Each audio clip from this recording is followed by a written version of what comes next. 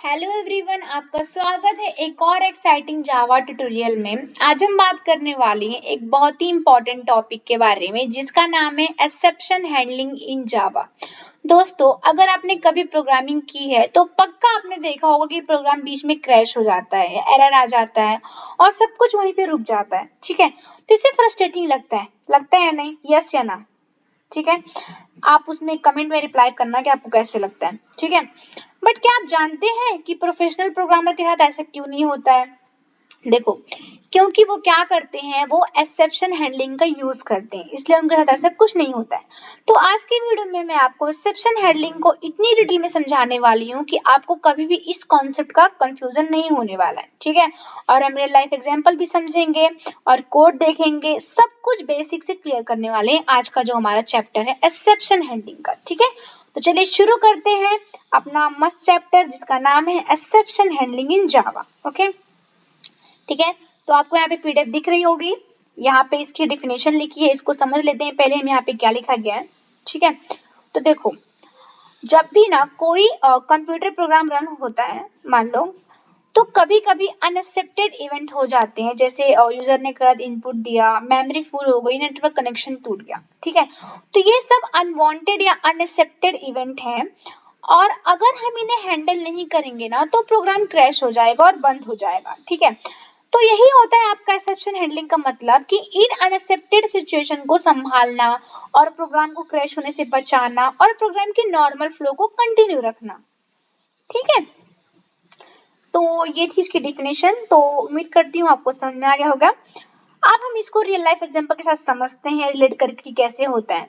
तो इमेजिन करो कि आप कार चला रहे हो, ठीक है, और अचानक से रास्ते में एक बहुत बड़ा गड्ढा आ गया। ठीक है, सबसे पहले सोचो कि आप क्या करोगे, फिर मैं आपको दो ऑप्शन दूंगी, फिर आप बताना कि क्या सही है क्या सही नहीं है। ठीक है, सोचो पहले आप लोग। ठीक है, अब हम समझते हैं इस एग्जाम्पल को। तो देखो, मैं आपको यहाँ पे ऑप्शन नंबर 1 दे रही हूँ कि तुम ना गड्ढे को इग्नोर कर दो और सीधा कार मतलब उसी गड्ढे के साथ में ले चलो। मतलब कुछ गड्ढे को देखो मत, डायरेक्ट चले जाओ, देख जाओ तो तुमने इसे इग्नोर कर दिया है। तो सबसे पहले बताओ क्या हो सकता है, सोचो अब क्या हो सकता है। देखो, आपका जो कार का टायर है वो पंचर हो सकता है, राइट, आपका एक्सीडेंट हो सकता है। मतलब यहाँ पे क्या हुआ, यहाँ पे क्रैश हुआ।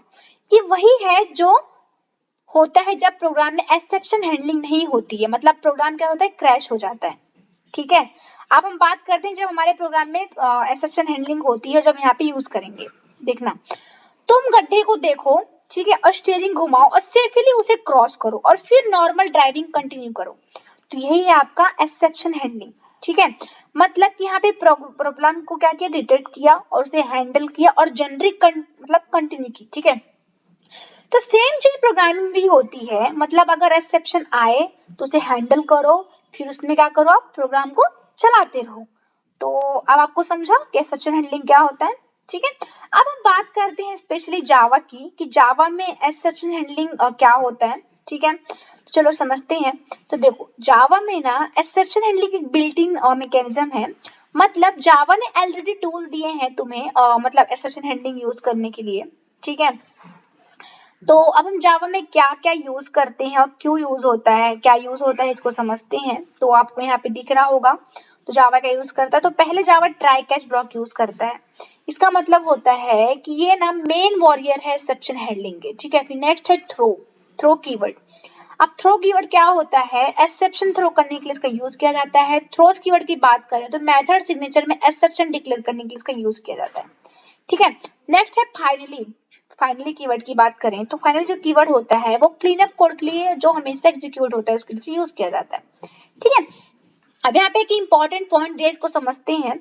जेवीएम, जेवीएम मतलब होता है जावा वर्चुअल मशीन। तो जेवीएम जो होता है वो बाय डिफॉल्ट एक्सेप्शन हैंडल करता है। ठीक है, लेकिन जेवीएम का तरीका क्या होता है कि जब भी एक्सेप्शन आता है ना तो जेवीएम एग्जीक्यूशन रोक देता है। ठीक है, और एक्सेप्शन थ्रो कर देता है और प्रोग्राम वहीं पे गलत हो जाता है। ठीक है, तो आउटपुट में क्या होता है, एरर प्रिंट हो जाता है।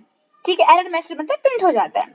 ये सेफ है बट यूजर फ्रेंडली नहीं है, इसलिए हम खुद क्या करते हैं, एक्सेप्शन हैंडलिंग यूज करते हैं। क्या यूज करके, ट्राई कैच ब्लॉक यूज करके। ठीक है, अब यहाँ पे एक एग्जांपल दिया है एक्सेप्शन हैंडलिंग का, उसको समझते हैं।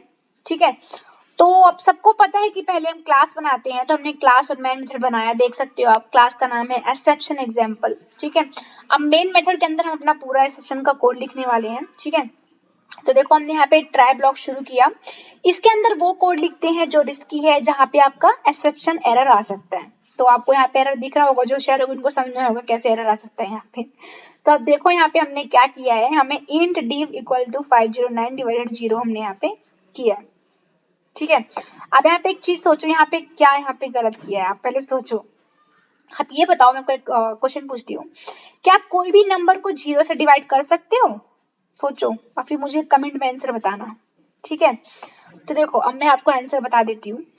मैथमेटिक में ये पॉसिबल ही नहीं है कि डिवीजन बाय 0, तो यहाँ पे क्या होगा, अरिथमेटिक एक्सेप्शन क्या होगा, थ्रो होगा, ठीक है। नेक्स्ट लिखा है कैच ब्लॉक, यहाँ हमने एक्सेप्शन को कैच किया, देख सकते हो आप, कैच अरिथमेटिक एक्सेप्शन। इसका मतलब अगर अरिथमेटिक एक्सेप्शन आए तो पकड़ लो और उसे क्या करो, हैंडल करो, देख सकते हो, ठीक है। अब यहाँ पे ये देखो, ये बहुत लाइन इंपॉर्टेंट है, एंड ऑफ कोड, इसे हमने यहाँ पे क्या करा है, प्रिंट करवाया, देख सकते हो, ओके। मतलब यहाँ पे क्या है कि एक्सेप्शन आने के बाद भी प्रोग्राम क्रैश नहीं हुआ, नॉर्मली कंटिन्यू हो गया। तो ये है क्या आपका एक्सेप्शन हैंडलिंग का पावर है। आप आउटपुट देख सकते हो, वेट मैं आपको, आप पहले सोचो आउटपुट क्या आ सकता है, फिर मैं आपको आउटपुट दिखाती हूँ। देखो आउटपुट देखो क्या है, देख सकते हो। तो आपका प्रोग्राम चल गया, कुछ भी एरर नहीं आया बीच में, ठीक है। यही पावर होती है एक्सेप्शन हैंडलिंग की, ठीक है। और आगे चलते हैं, आगे समझते हैं आगे का टॉपिक क्या है आज का। तो अब हम समझते हैं ट्राई कैच मैकेनिज्म को डिटेल में। इसका डायग्राम देखो यहाँ पे क्या क्या लिखा है, इसको मैं आपको स्टेप बाय स्टेप समझाती हूँ क्या क्या किया गया है, ठीक है। तो स्टेप 1 में क्या किया गया है, प्रोग्राम ट्राई ब्लॉक में एंटर होता है और कोड यहीं पे एग्जीक्यूट होता है, ठीक है। फिर स्टेप 2 में अगर कोई प्रॉब्लम एक्सेप्शन आती है तो जेवीएम तुरंत एक एक्सेप्शन ऑब्जेक्ट क्या करता है, क्रिएट करता है, ठीक है। स्टेप 3 में ये एक्सेप्शन ऑब्जेक्ट थ्रो होता है ट्राई ब्लॉक से, ठीक है। और कैच ब्लॉक चेक करता है क्या क्या एक्सेप्शन मेरे टाइप का है या नहीं। अगर मैच होता है तो कैच ब्लॉक एग्जीक्यूट होगा और एक्सेप्शन हैंडल होता है, ठीक है। प्रोग्राम फिर क्या होगा, नॉर्मली कंटिन्यू होता है। तो यही पूरा आपका पूरा वो था, ठीक है, मैकेनिज्म था। अब हम समझते हैं कि जावा एक्सेप्शन कीवर्ड का एग्जांपल जो हमारे उनको समझते हैं डिटेल में क्या क्या हो रहा है। तो पहला क्या है आपका ट्राई ब्लॉक, इसको समझ लेते हैं, ठीक है। तो यहाँ पे लिखा है कि ट्राई ब्लॉक का यूज डाउटफुल स्टेटमेंट एग्जीक्यूट करने के लिए होता है।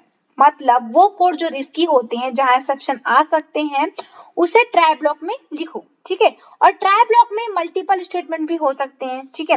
अब इसमें एक इंपॉर्टेंट पॉइंट आता है, ध्यान से सुनना। ट्राई ब्लॉक अलोन एग्जीक्यूट नहीं हो सकता, कम से कम एक कैच ब्लॉक या फाइनली ब्लॉक होना चाहिए, ठीक है, याद रखना।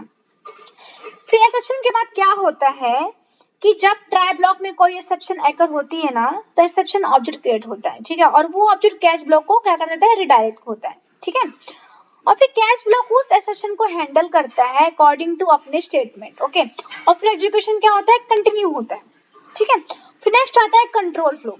अब कंट्रोल ट्राई ब्लॉक से कैच ब्लॉक में ट्रांसफर हो जाता है जब एग्जीक्यूशन आती है, और फिर क्या होता है, नॉर्मली आपका यहाँ पे कंटिन्यू हो जाता है, ठीक है।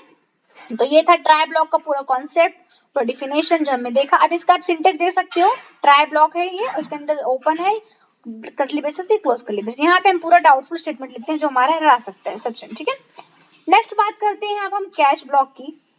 तो देखो कैच ब्लॉक सोल्यूशन या अल्टरनेटिव प्रोवाइड करता है एक्सेप्शन के लिए। मतलब कि कैच ब्लॉक एक्सेप्शन हैंडल करता है by declaring exception type as parameter, ठीक है। अब पैरामीटर में जो एक्सेप्शन डिक्लेयर होगी ना, वही हैंडल होगी, ठीक है। इसमें कुछ इंपॉर्टेंट पॉइंट है। तो पॉइंट नंबर 1, जो एक्सेप्शन कैच ब्लॉक में डिक्लेयर की है वो पेरेंट क्लास एक्सेप्शन होनी चाहिए, या फिर एग्जैक्ट जनरेटेड एक्सेप्शन टाइप जो एक्सेप्शन क्लास हायरार्की में है, ठीक है। मतलब अगर अरिथमेटिक एक्सेप्शन आ रहा है तो कैच ब्लॉक में अरिथमेटिक एक्सेप्शन है उसका पेरेंट एक्सेप्शन या थ्रोएबल यूज कर सकते हो, ठीक है।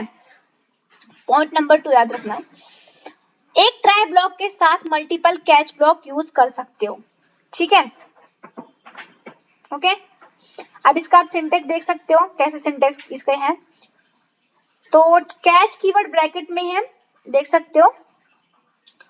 और एक्सेप्शन टाइप और वेरिएबल है देखो, और कर्ली ब्रेसेस में हैंडलिंग कोड है। ठीक है,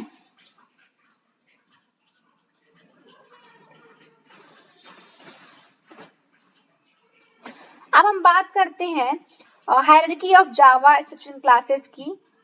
तो बहुत इंपॉर्टेंट कॉन्सेप्ट है कि कैसे इसकी हायरार्की होती है, इसको समझते हैं ध्यान से।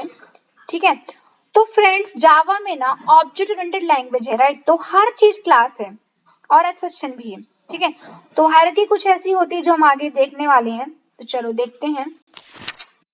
मैं आपको इसको जूम करती हूँ, देखो आपको दिख रहा है, एक सेकंड, देखो अब इसको हम समझते हैं। पहले आप यहाँ पे देख सकते हो ऑब्जेक्ट क्लास है ऊपर सबसे टॉप लेवल पे, ये जावा का क्या होता है मेन, जिसको आप बाप बोल सकते हो, जावा का बाप है ये। ठीक है, नेक्स्ट है थ्रोएबल क्लासेस, ये बेस क्लास है तो सुपर क्लास है, मतलब एक्सेप्शन हैंडलिंग का हायरार्की का। ठीक है, नेक्स्ट है एक्सेप्शन क्लास, इसका मतलब होता है थ्रोएबल से एक्सटेंड होता है ये, और इसके अंदर सब एक्सेप्शन आती हैं जो प्रोग्राम हैंडल कर सकते हैं। ठीक है, इसके टाइप देख सकते हो, I exception, class not found, run time, ये सारे मतलब इसके वो रन टाइम के सारी चीजें हैं। ठीक है, नेक्स्ट आता है आपका एरर। एरर क्लास ये सीरियस प्रॉब्लम है जो प्रोग्राम कंट्रोल से बाहर है। ठीक है, इसमें कौन कौन से एग्जाम टाइप हैं, stack overflow error, okay, out memory error, virtual machine error. ठीक है, इसमें इंपॉर्टेंट बात याद रखना कि एरर को जनरली हैंडल नहीं करते। ठीक है, किसको हैंडल करते हैं, एक्सेप्शन को हैंडल करते हैं। ओके, तो ये चीजें इंपॉर्टेंट है। अब टाइप की बात करें तो एक्सेप्शन हैंडलिंग टू टाइप की होती है, पहला होता है चेक एक्सेप्शन, दूसरा होता है अनचेक एक्सेप्शन। इसको चलो समझते हैं।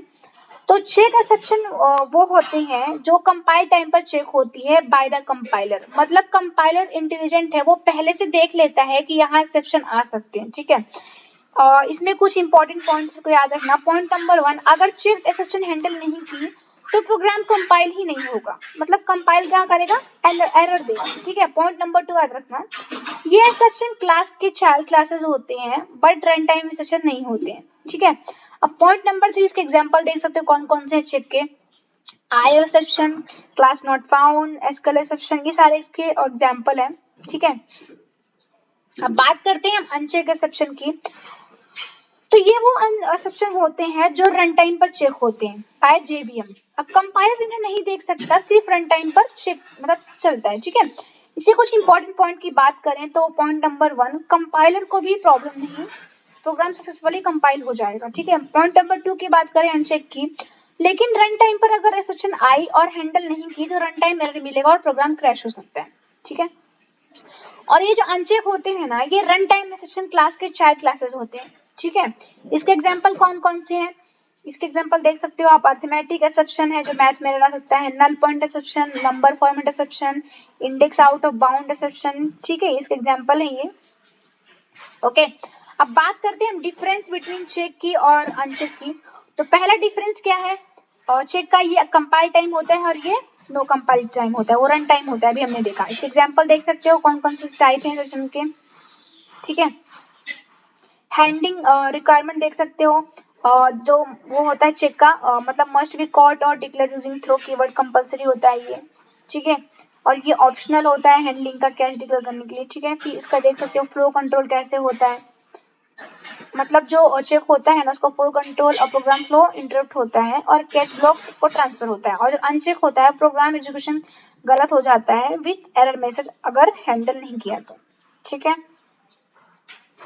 फाइल ऑपरेशन देख सकते हो, इसमें एग्जांपल कौन कौन से, डेटाबेस ऑपरेशन, लॉजिकल एरर इसमें है अनचेक में। ठीक है, ओके, तो दोस्तों आज हमने एक्सेप्शन हैंडलिंग को डिटेल में समझा, देखा क्या क्या सीखा। सबसे पहले हमने देखा कि एक्सेप्शन हैंडलिंग क्या होता है, और ये लाइफ एग्जांपल देखा गड्ढे के एग्जांपल से, फिर हमने उसके कैसे कौन कौन से कीवर्ड यूज होते हैं देखा, टाइप देखिए 2 टाइप के होते हैं। ठीक है, देखो एक्सेप्शन हैंडलिंग एक बहुत पावरफुल कॉन्सेप्ट है, इसे तुम्हारे कोड को रोबस्ट बनाता है और यूजर फ्रेंडली बनाता है और प्रोफेशनल बन जाता है। ठीक है, इंडस्ट्री लेवल एप्लीकेशन में एक्सेप्शन हैंडलिंग मस्ट है, तो इसे अच्छे से प्रैक्टिस करो और पढ़ो। अगर आपको वीडियो हेल्पफुल लगा हो तो लाइक करो, सब्सक्राइब करो और बेल आइकन को प्रेस कर दो। ठीक है, और कमेंट्स में अपने डाउट सारे शेयर करो, मैं जरूर रिप्लाई करूंगी कि क्या डाउट्स है आपको इस चैप्टर को लेकर। नेक्स्ट वीडियो में हम एडवांस एक्सेप्शन हैंडलिंग देखेंगे।